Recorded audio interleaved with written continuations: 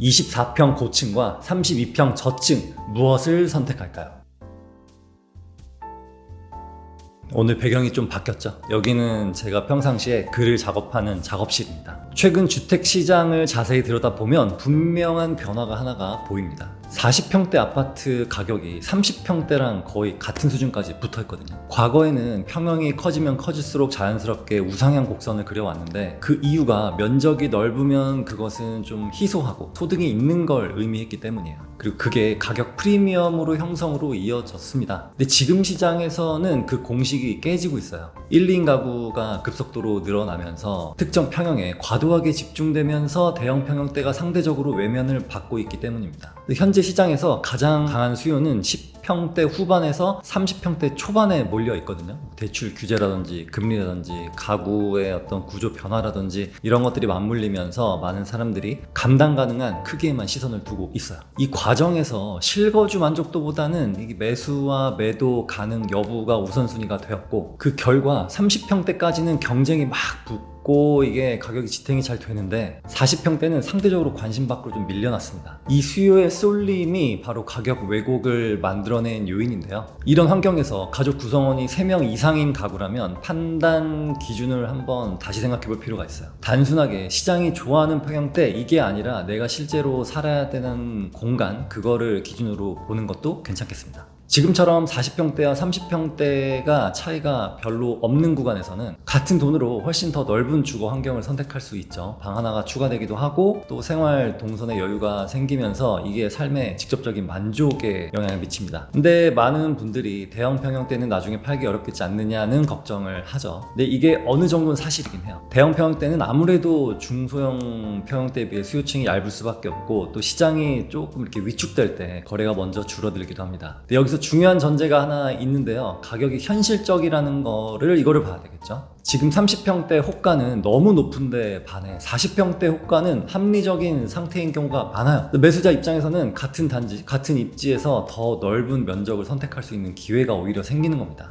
이 경우 내가 매도를 할 때 굳이 뭐 더 큰 평수니까 더 많이 더 비싸게 받아야지 이것을 좀 포기하고 중형 평형대 흐름을 잘 따라가고 그 가격대로 매도를 하겠다라는 것만으로도 충분해요. 그 30평대를 비싸게 살 건지 40평대를 합리적으로 살 것인지 요즘 시장에서는 한 번 더 좀 신중하게 고민을 해봐야겠습니다. 제가 요즘에 현장을 좀 가보면 매수자들이 찾는 평형대는 한 10평 후반대에서 32평 사이, 여기가 진짜 한 거의 90%가 넘는 것 같아요. 이 말은 수요가 집중된 구간 외의 평형대는 상대적으로 방치되고 있다는 겁니다. 그 결과 40평대가 오히려 저평가된 가격에 머무르고 있는 거죠. 그래서 일부 그 부동산 사장님들은 40평대를 추천해 주기도 합니다. 왜냐? 부동산 사장님들이 봐도 40평대가 여긴 너무 싸거든. 근데 여기서 구분해야 될 게 하나 있는데요. 대형 평형대라고 해서 모두 같은 범주로 묶어서는 안 되고요. 40평대와 50평대는 전혀 다른 시장에 속해 있는데 40평대에 분명한 실거주 수요가 존재합니다. 자녀가 둘 이상이거나 재택근무 공간이 필요하거나 뭔가 집에서 어떤 생산 활동을 하게 된다면 이 40평대는 오히려 현실적인 선택이 되는 거죠.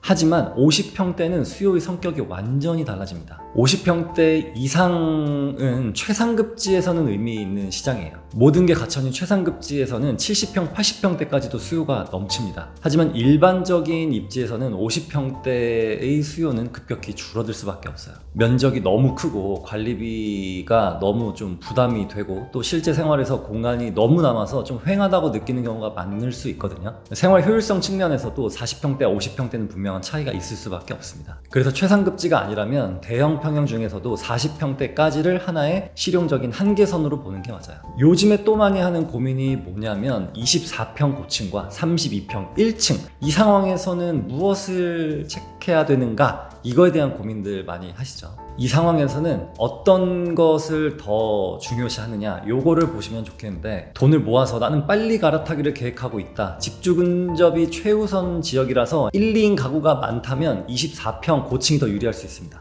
고층은 일반적으로 선호도가 좀 높고 매도 시점에서도 팔기 쉽죠. 갈아타기를 빠르게 할 거다라는 사람에게는 이 장점이 크게 작용할 수밖에 없어요. 근데 반면에 아이가 있고 학교와 학원 수요가 많은 지역이라면 이 경우에는 실거주 만족도가 훨씬 중요한 요소가 됩니다. 층수보다는 면적이 주는 체감이 더 크고요. 수납이라든지 어떤 가구 배치라든지 이런 것들의 체감 차이가 크고 생활 공간이 주는 여유는 가족의 일상에 직접적인 영향을 주기도 합니다. 그래서 이럴 때는 32평 1층이 더 좋은 선택이 될 수 있어요. 근데 동이 다른 경우에는 판단 기준이 또 달라질 수가 있습니다. 만약에 단지가 언덕 위에 위치해 있다면 층수보다는 동의 위치가 실제 생활 만족도에 더 큰 영향을 주는 경우가 많거든요. 마지막으로 절대 놓치지 않아야 되는 게 바로 상품성이라는 건데요. 같은 가격이라도 내부 구성이 완전히 다를 수가 있어요. 24평이 예를 들어서 화장실 1개의 복도식인데 32평은 화장실 2개의 계단식이라면 이건 32평을 선택하는 게 맞습니다. 저층이라도. 화장실 하나와 2개는 좀 생각보다 차이가 클 수 있어요. 아침 시간에 동선이라든지 가족 간의 스트레스에 영향을 미치는데 또 계단식 구조 또한 사생활적인 측면에서 장점이 명확하죠. 그래서 이 24평 고층이냐 32평 저층이냐를 선택할 때는